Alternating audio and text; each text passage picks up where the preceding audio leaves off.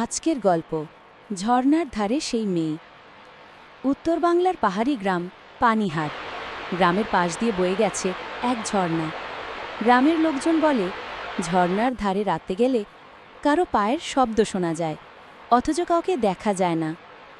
শহর থেকে আসা যুবক অরিন্দাম শুনে বিশ্বাস করল না। সে এক রাতে ঝর্ণার ধারে গেল।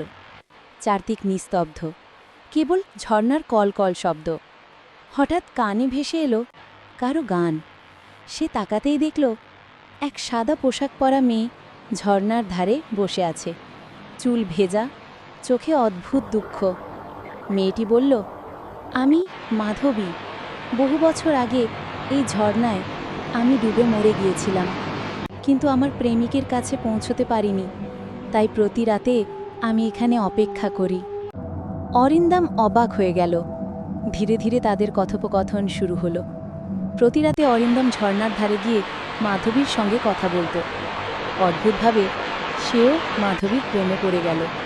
কিন্তু একদিন মাধবী বলল, তুমি যদি আমায় সত্যি ভালোবাসো তবে পূর্ণিমার রাতে ঝর্ণার জলে ঝাঁপ দিতে হবে, তবেই আমরা চিরকালের জন্য একসঙ্গে থাকতে পারব।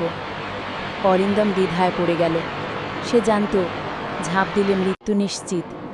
তবু প্রেমের টানে পূর্ণিমার রাতে সে ঝর্ণায় ঝাঁপ দিল।